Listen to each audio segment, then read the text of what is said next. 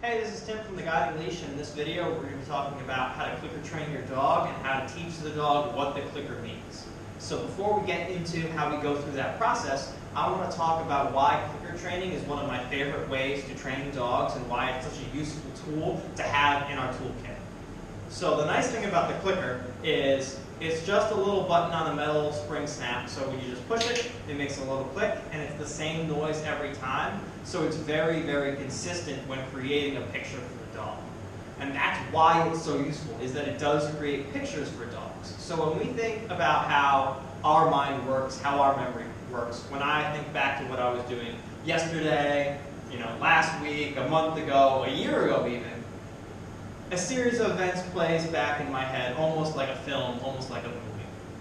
Dogs actually have very different memories than that. They think in terms of pictures and in terms of slices of time.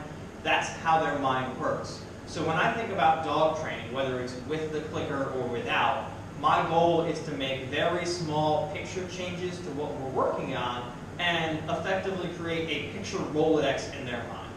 So if any of you ever had the chance when you were in class, you were a little bored, a little distracted, maybe you were being a little naughty, and you would doodle on the corners of your pages or you would doodle in the corners of your notes, if you did a little drawing on each and every little page, by the end of the class, by the end of the week maybe, if you took each of those pages and you flipped them, each individual picture slowly became more like a film. And that's my goal. It's kind of to hack their brain, to hack their mind, to give them so many similar pictures that their minds work in almost the same fashion as ours, where we can convert that picture memory more to a film-based kind of memory. And what that does is it really helps dogs develop a very strong sense of problem solving and become much more proficient at troubleshooting. So they adapt to new environments, they adapt to changes in their environment much more quickly and much more successfully than they did before. So the way all this starts is by making this sound, which initially to no dog means anything at all, and making it meaningful. So I like to use my dog's regular food when I train with their dogs.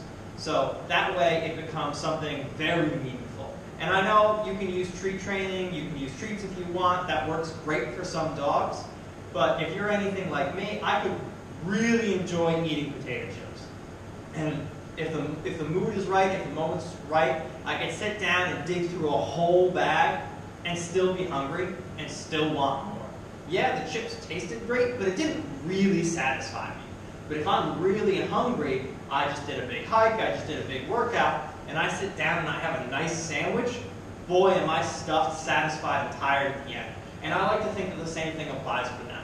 If you need to use treats in the beginning, that's great, but I would recommend, whenever possible, using your dog's regular meals as training food.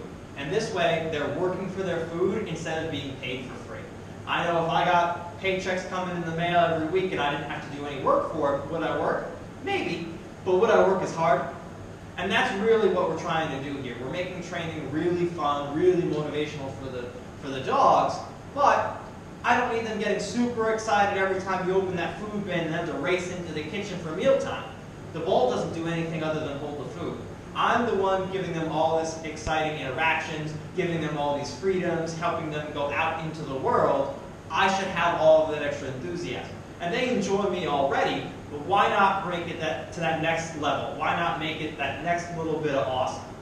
So what we'll do in the beginning is we'll teach the dog that this sound means food. And eventually over time, what they'll develop is, hey, every time I heard this noise, food happened. And that little click that you hear becomes almost a shutter or snapshot for them in their minds, where it takes a picture of exactly what was going on at that moment, and they go, oh, hey, I just did something good, and I'm going to get rewarded for it. So I like to think of that click as a promise you make to your dog that I'm going to give you something good, I'm going to reward you. So I'll take a dog out in just a moment, and I'll kind of walk you guys through the process of teaching the dog what the clicker actually means. The nice thing about clicker conditioning is you don't even need a leash on your dog. You can if you want. I definitely would recommend you starting this indoors in a very quiet room with minimal distractions. The less information we're bombarding them with, the quicker they'll pick up this is what the click means, that it's the click that's taking the picture and letting them know that food is coming for their actions. So in the beginning, I'm going to always want to do what's called clicking for muscles in motion. I want them to be moving when the click happens so that they realize it's about them making a change in order to receive food, rather than just the click being a warning that food is about to happen to them. I want it to be about them doing something in order to receive the reward.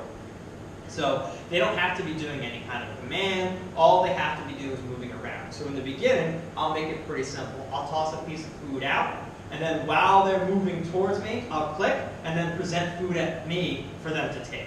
So it'll look a little something like this. Great. Hey, little buddy. And then you can just keep backing up and click and then feed. Backing up, click, and then feed. And they'll learn, hey, me moving is what's getting me all this food, and they'll start to figure out what the similarities between these pictures are. And the nice thing about clicker training,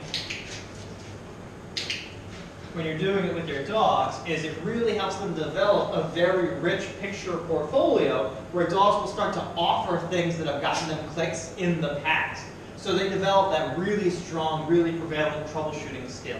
Now, if you just moving backwards alone isn't enough to bring them in, what you can do is you can have the food in your hand from the first place, and then as you're walking, you can click for them while they're moving right before they're taking that food taken.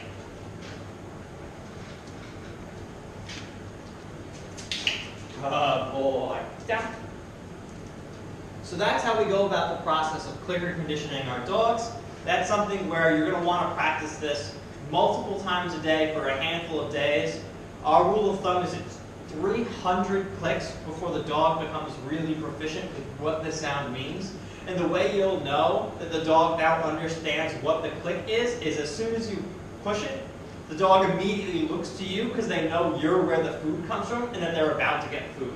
The click is how you know that they know that the click is a promise. So that's kind of the test you can do when you go, I've been doing this for a while, does my dog now know what it means? And you can see with him, he's kind of watching me, he's looking for either another command, another release, but if he's distracted and I click, he immediately brings his head up to look to me to know, oh, hey, where's that food coming? I know you just said I did something good. So that's my tip for this video.